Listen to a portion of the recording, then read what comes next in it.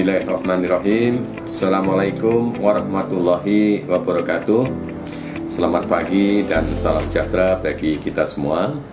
Yang saya hormati Rektor Universitas Lampung, yang saya hormati Wakil Rektor Bidang Akademik Universitas Lampung, yang saya hormati Sekretaris BPMKU Universitas Lampung, serta Bapak Ibu para peserta pelatihan yang berbahagia. Syukur alhamdulillah kita pada pagi hari ini bisa dipertemukan dalam keadaan sehat walafiat walaupun secara daring di tempatnya masing-masing. Yang mudah-mudahan ini tidak mengurangi makna pelatihan ini.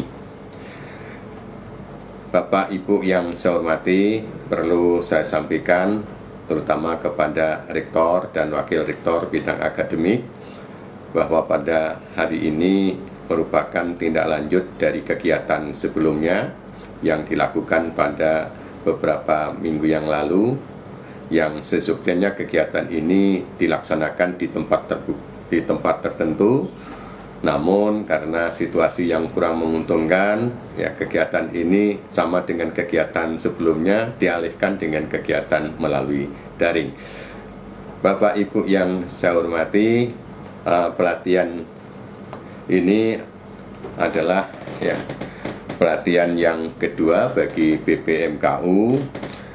Adapun pelatihan yang pertama adalah pelatihan tentang penyusunan RPS. Alhamdulillah itu sudah dilaksanakan dan sebagian besar sudah melaksanakan tugasnya. Ya, produknya sudah disampaikan ke kami. Adapun pelatihan pada hari ini adalah pelatihan pembuatan konten online untuk mendukung pemanfaatan berbasis blended learning. Bapak Ibu yang saya hormati, perlu saya laporkan kepada Rektor dan Wakil Rektor Bidang Akademik bahwa peserta kegiatan ini yang kita panggil adalah 40 peserta. Ya, mudah-mudahan bisa mengikuti semua seperti yang sebelumnya, semua mengikuti walaupun dilaksanakan melalui online. Bapak Ibu yang saya hormati, kegiatan ini seperti judul pelatihan adalah pembuatan konten online. Nah, diharapkan melalui kegiatan ini Bapak Ibu pengampu mata kuliah MKU Bahasa Indonesia maupun MKU Pendidikan Agama, MKU Pendidikan Kewarganegaraan, MKU Pendidikan Pancasila, dan pengampu MKU Pendidikan Etika dan Muatan Lokal bisa membuat konten dan sekaligus bisa membuat kelas daring yang nanti akan dipandu oleh narasumber yang berkompeten dalam hal IT. Bapak Ibu yang saya hormati, tentunya untuk membuat kelas daring ini Bapak Ibu diharapkan telah memiliki perangkat pembelajaran secara lengkap seperti yang dilatihkan pada periode sebelumnya, yang di dalamnya terdiri atas metode yang digunakan sudah ditentukan secara tepat, secara akurat. Begitu pula media yang digunakan dalam pembelajaran pun sudah disiapkan. Kemudian konten lainnya seperti pelaksanaan pembelajarannya sudah ditentukan, bahan dan urutan bahannya, baik kegiatan awal, kegiatan inti maupun kegiatan akhir. Di samping itu, Bapak Ibu dalam mendesain kelas ini, Bapak Ibu juga diharapkan sudah siap dengan pelatihan-pelatihan serta soal-soal atau evaluasi yang ada di dalamnya, sehingga pembelajaran akan berlangsung secara sistematis, bisa diterima atau dimaknai oleh para peserta atau mahasiswa. Bapak Ibu yang saya hormati, tentunya dalam pelatihan ini pun ya dimungkinkan akan melibatkan ya beberapa mahasiswa sebagai sampel, yang diharapkan nanti mahasiswa yang akan digunakan sebagai sampel juga bisa melakukan kegiatan daring ini ya dengan ya memanfaatkan akun yang ada di Unila, sehingga diharapkan ini akan menambah atau meningkatkan webometrik Unila.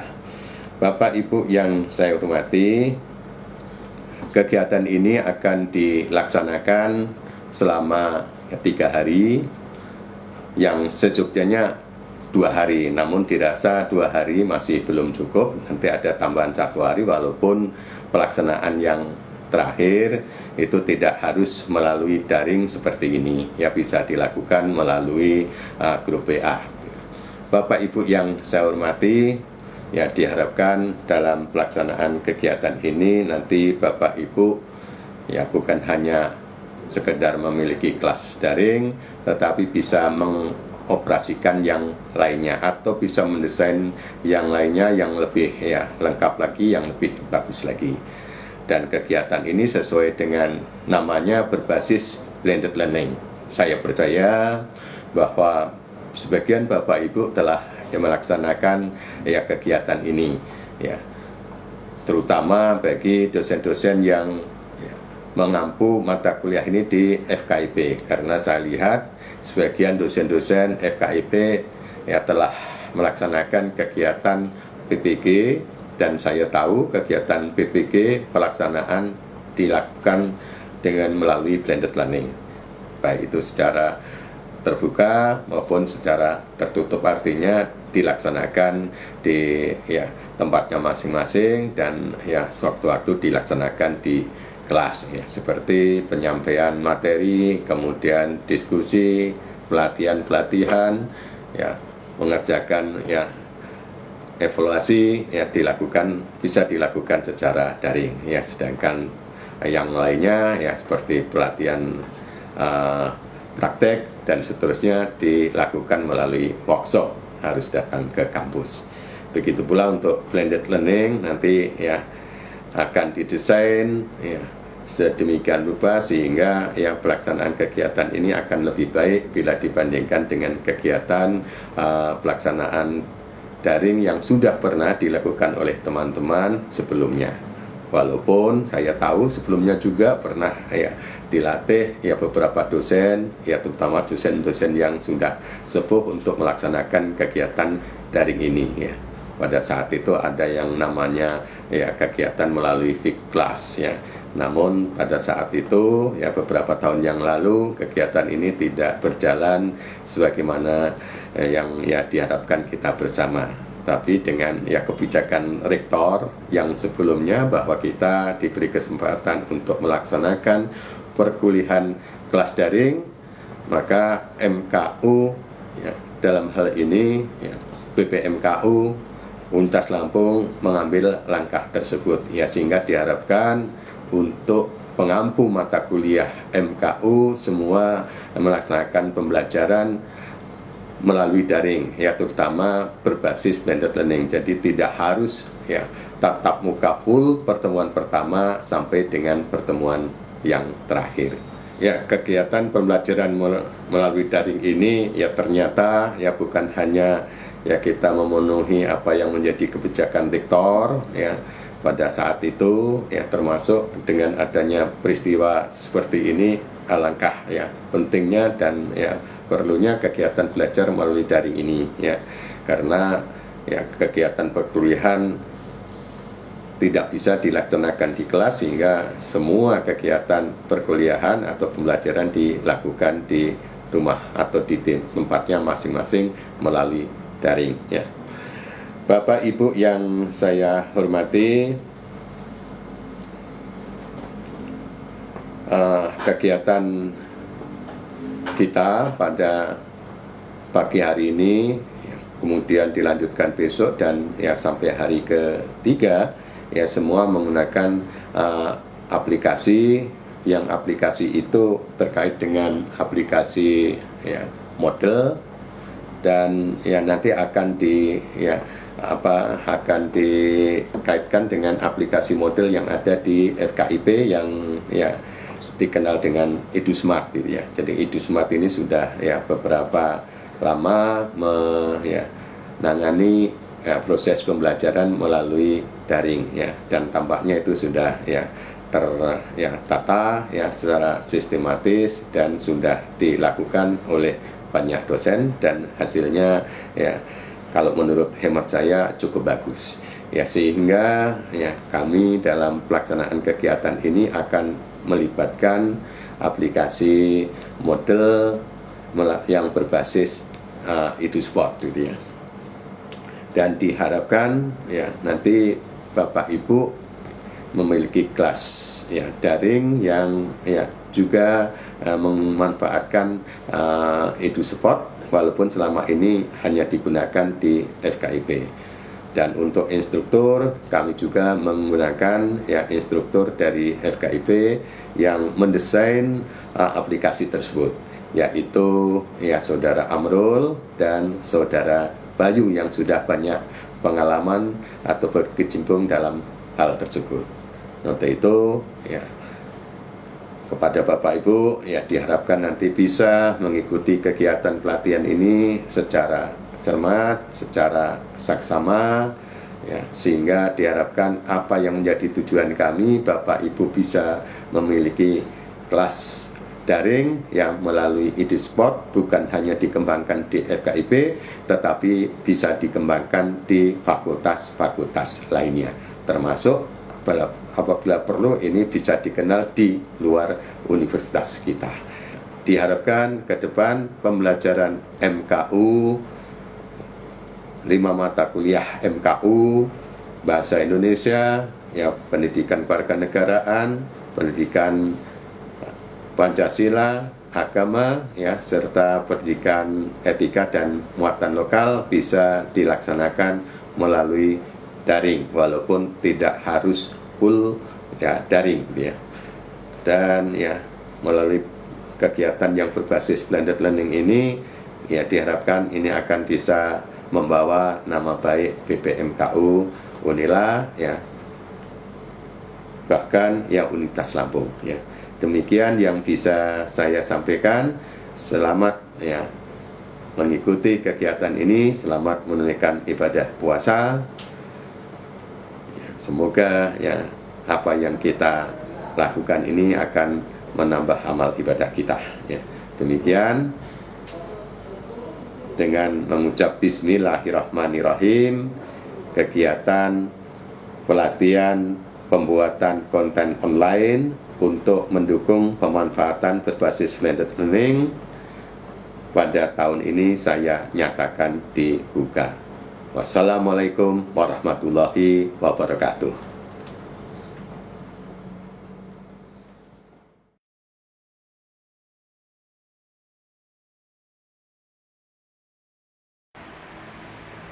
Assalamualaikum warahmatullahi wabarakatuh. Tabib pun yang saya hormati Ketua BPMKU Universitas Lampung, Bapak Dr. Mulyanto Widodo MPD. Yang saya hormati Bapak Ibu dosen Universitas Lampung, pengampu mata kuliah umum atau MKU di lingkungan Universitas Lampung, dan yang saya hormati segenap panitia pelaksana kegiatan workshop pembuatan konten online untuk mendukung pemanfaatan pembelajaran berbasis blended learning.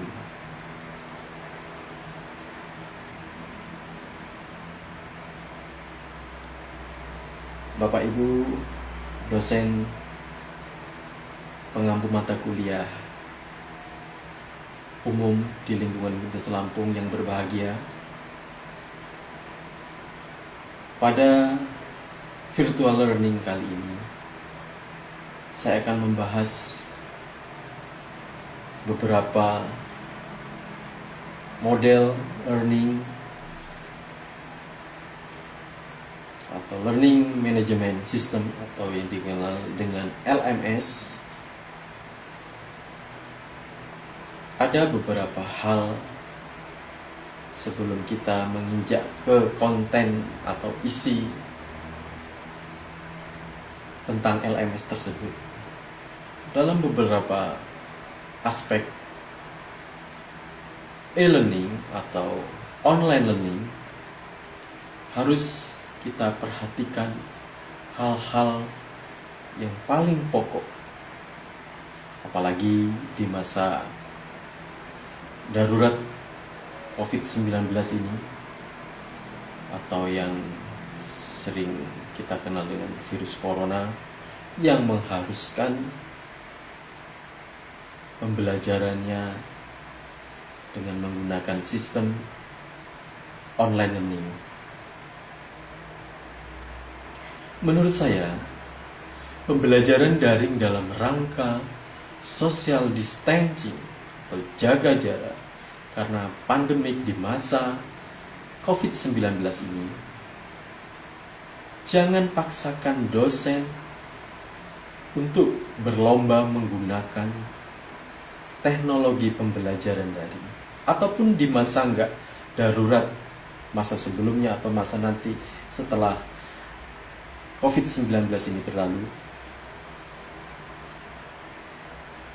Sekali lagi, jangan paksakan dosen untuk berlomba, berlomba menggunakan teknologi pembelajaran daring yang sangat kompleks.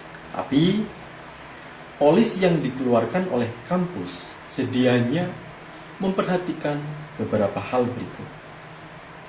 Yang pertama adalah kesiapan infrastruktur jaringan kampus.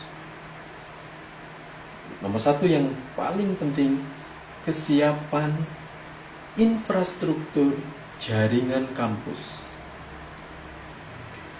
Karena kalau memaksa dan tak siap, sekali lagi, karena kalau kita memaksa dan tidak siap, kemudian server error, akan menimbulkan pandemik baru. Apa pandemik baru itu? Pandemik barunya stres massal. Sudah kita diserbu dengan pandemik COVID-19, timbul pandemik baru yaitu stres massal, baik dari sisi dosennya, mahasiswa, maupun tim IT yang ngurusin server pembelajaran e-learning ini yang ada di kampus Universitas Lampung. Jadi dalam hal online learning, pembelajaran learning, virtual learning, poin pertama yaitu kesiapan infrastruktur. Bayangkan untuk menggunakan yang saya katakan tadi, LMS, Learning Management System, yang tingkat tinggi. Rata-rata yang digunakan oleh kampus yaitu menggunakan platform model, baik itu EduSmart yang dikembangkan di FKIP Universitas Lampung, atau virtual class, V-Class yang ada di Universitas Lampung. Platform model yang digunakan, admin harus buka mata kuliah per prodi, per fakultas untuk satu kampus. Kalau EduSmart, tingkat pengelolaannya masih bisa, atau skopnya masih kecil. Kalau skopnya sudah terlalu luas, terlalu besar, admin harus buka mata kuliah satu persatu dari prodi terus fakultas. Nah, kita lanjut. Kemudian adminnya harus assign atau nanti bisa disetting dengan self mengenroll dirinya sendiri dengan menggunakan password yang diberikan oleh dosen. Nah, itu tadi poin pertama,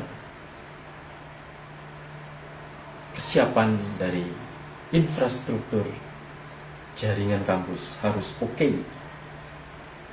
Yang kedua, poin kedua, kesiapan end user alias mahasiswa terkait dengan paket data.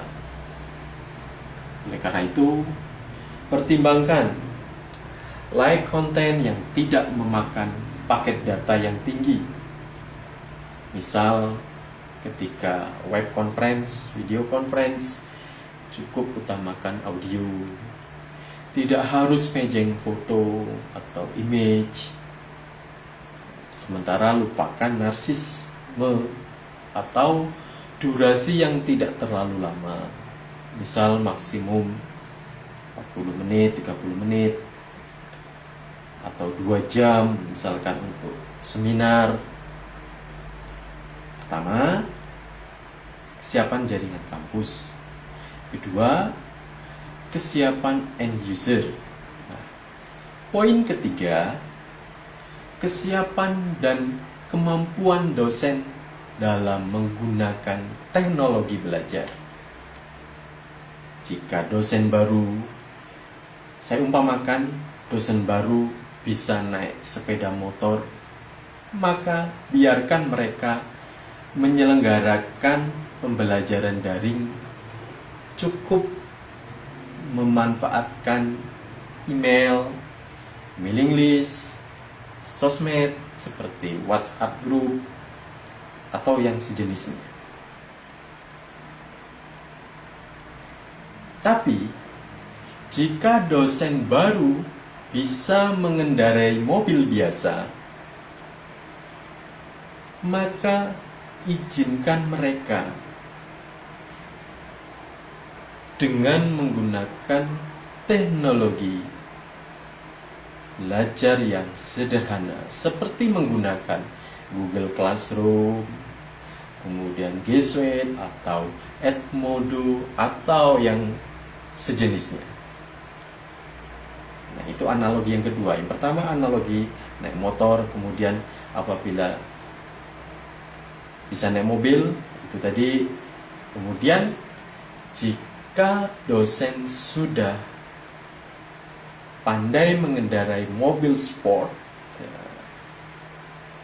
dan mobil sport yang kecepatannya tinggi plus mewah, lux, maka persilakan dosen tersebut menggunakan learning management system yang lebih kompleks seperti model platform yang dikembangkan baik di FKIP atau fakultas berupa EduSmart atau punya universitas virtual class.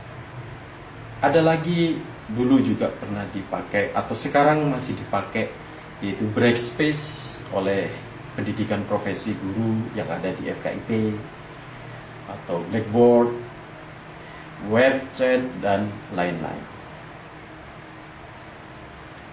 Sahabat, karena yang paling penting adalah bukan kecanggihan teknologi belajar yang dipakai, tapi ketepatan dan kesesuaian penggunaan teknologi tersebut untuk membuat peristiwa belajar yang terjadi secara optimal. Ketepatan dan kesesuaian yang dimaksud adalah kesesuaian dengan tujuan, goal, karakteristik mahasiswa, karakteristik materi ajar, serta kondisi lingkungan belajar dan kemampuan dosen itu sendiri dalam hal menggunakan teknologi tersebut. Walaupun menggunakan low tech seperti email, mailing list, atau sosmed, akan tetapi terjadi interaksi pembelajaran yang optimal. Mungkin itu akan lebih baik. Nah, menurut hemat saya, betul, kita secara bertahap tapi pasti harus menggunakan high tech. Tapi misalkan di situasi gawat darurat COVID-19 seperti saat ini, bukan untuk jangka panjang, tapi kita sedang darurat berlomba menggunakan teknologi belajar canggih. Ingat, kita tidak sedang darurat berlomba menggunakan teknologi belajar yang canggih. Nah, berikutnya yang paling penting, kesediaan, keikhlasan berbagi dan rela memberi konten-konten belajar atau mata kuliah daring untuk dibagi dan terbuka untuk siapa saja. Hanya sementara untuk masa darurat seperti ini. Tapi kalau sudah di luar masa pandemi ini, memang kita harus dari hati memaksakan, dari niat memaksakan untuk terus belajar menguasai teknologi, bersinergi dengan antar dosen, membagi atau share dengan teman sejawat.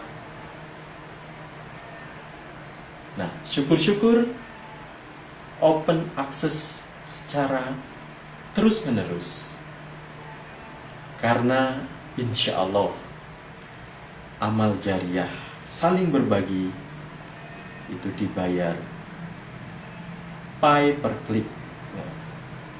Ingat, pay per klik. Iya. Semoga dengan model online learning, virtual learning ini bisa kita optimalkan, bisa kita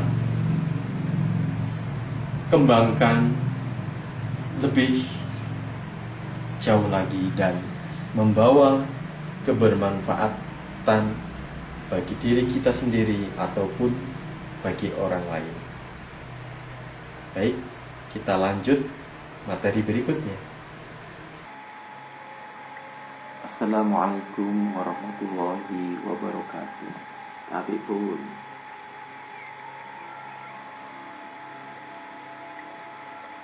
Bapak Ibu dosen pengampu mata kuliah umum di lingkungan Universitas Lampung yang berbahagia, salam sejahtera. Semoga kita selalu diberikan nikmat sehat, nikmat panjang umur, sehingga kita bisa saling berbagi ilmu.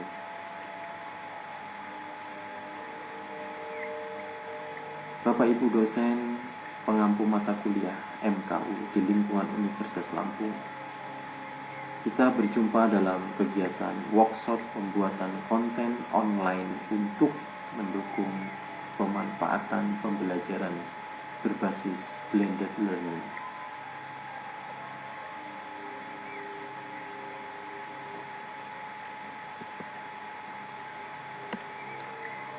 Bapak Ibu dosen yang berbahagia, tentu kita semua memiliki pengalaman belajar yang berbeda-beda. Dari pengalaman belajar inilah kita akan bisa tahu kita akan bisa meramu kira-kira tujuan pembelajaran atau transfer knowledge yang akan kita berikan ke peserta didik itu sampai atau tidak, berhasil atau tidak. Nah, maka kita perlu memahami dulu tentang setting pembelajaran, baik itu situasi dan kondisi di mana peristiwa belajar terjadi.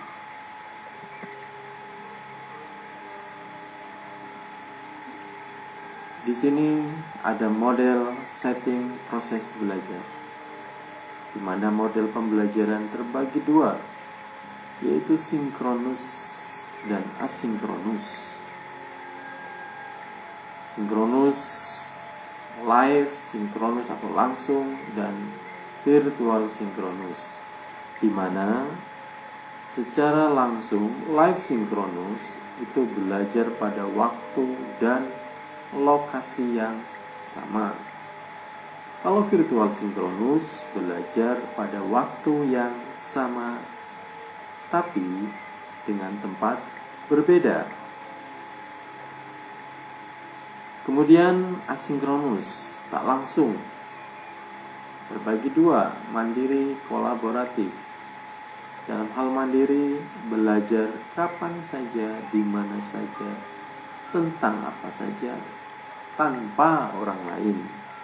Nah, kalau kolaboratif, belajar kapan saja, di mana saja, tentang apa saja, dengan siapa saja.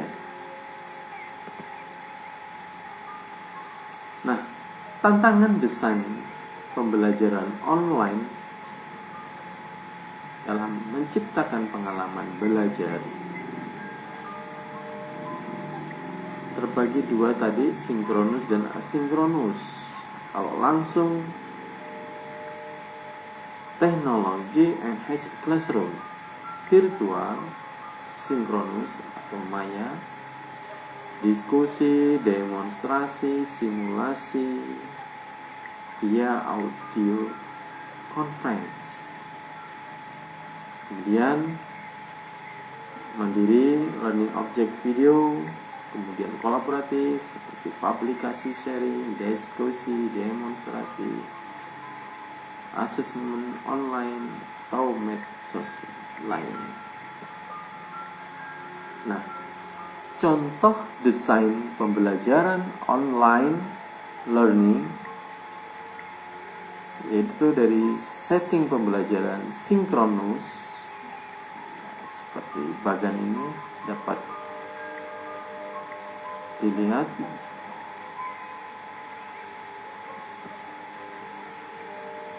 Nah, kita masuk ke blended learning.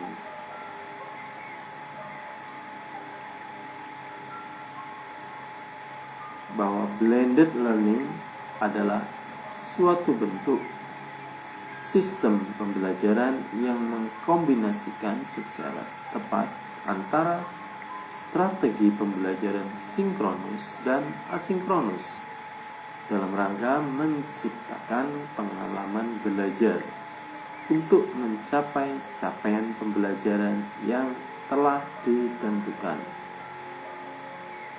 Jadi, blended learning itu online kemudian tatap muka. Jadi setengah online, setengah tatap muka.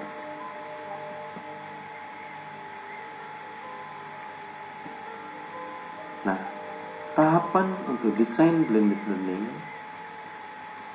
sahabat sekalian bisa lihat di bagan alir seperti yang terlihat di monitor.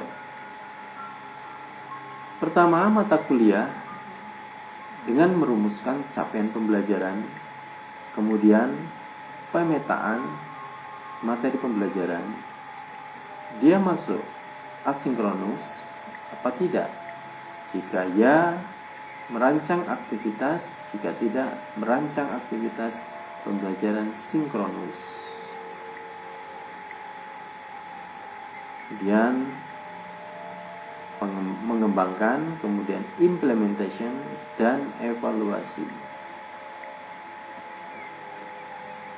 Nah, blended learning sebagai bagian dari hybrid learning diselenggarakan berupa pendidikan jarak jauh (PJJ) seperti yang sudah dikembangkan di negara kita, kemudian Roland Credit diikuti oleh mahasiswa dari PT lain. Ya, bagian ini outward, inward. Nah, selain blended learning, model pembelajaran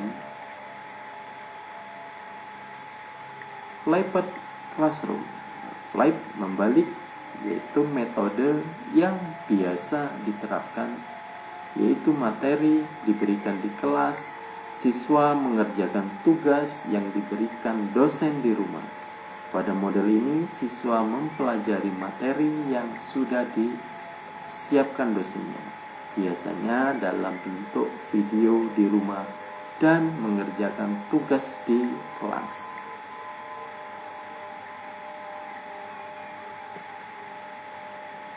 Nah, ini model lama dan model baru. Before the flip, after the flip. Nah, sangat jelas sekali. Jadi blended learning, flipped learning, kuncinya adalah disiplin.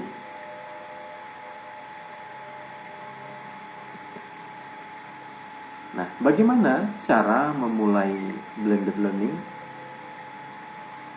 Siapkan identitas mata kuliah, nama, kode SKS, foto dosen. Ini sangat penting. Foto dosen itu sebagai identitas jati diri dosen. Artinya jangan memajang foto yang narsis, foto gaul. Ini adalah kegiatan resmi proses belajar. Dan informasi lainnya yang diperlukan seperti RPS, kontrak kuliah. Yang kedua, siapkan materi kuliah dan sumber-sumber belajar seperti PPT, file PDF, video animasi. Nah, yang ketiga, siapkan sistemnya. Nah, sistem ini dikembangkan oleh pengembang IT di instansi berada. Nah, kalau di FKIP Universitas Lampung dengan menggunakan EduSmart. Kalau di Universitas Lampung, tingkat universitas menggunakan V-Class. Persamaannya sama-sama menggunakan platform Moodle. Nah, kalau sama berarti semua aktivitas, pengaturan, penjadwalan, dan lain-lain sama karena satu platform. Jadi sahabat sekalian bisa mencoba menggunakan sistem blended learning baik di FKIP ataupun di universitas. Alamatnya seperti pada poin 3. Nah, inilah topologi jaringan yang ada di FKIP Unila, di mana lokasi sistem tersebut ditanam atau dikembangkan. Nah, jadi sahabat dapat melihat topologi jaringan yang ada di FKIP Unila. Nah, model e-learning seperti apa yang akan diimplementasikan? Seperti terlihat di gambar. Nah, seperti pada pembahasan awal saya bahwa kesiapan infrastruktur itu nomor 1. Kesiapan jaringan, tim itu sangat diutamakan, lebih ada atau eksistensinya harus mampu menopang untuk keberlanjutan proses pembelajaran online learning yang ada di instansi tersebut. Ini salah satu implementasi TIK atau pembelajaran yang menggunakan platform Edmodo. Jadi tidak masalah menggunakan model Edmodo atau model-model learning management system lain.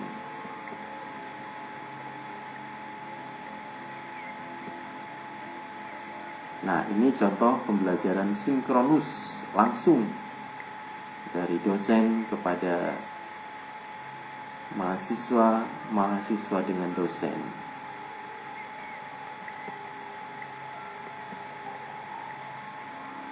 Oke sahabat, para pendidik, para pencetak generasi bermartabat di NKRI, jika sahabat sekalian atau para pendidik memiliki pertanyaan, memiliki masalah berkaitan dengan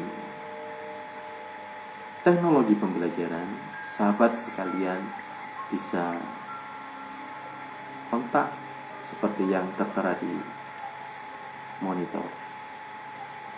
Baik sahabat, para pendidik yang budiman, yang baik hati, demikian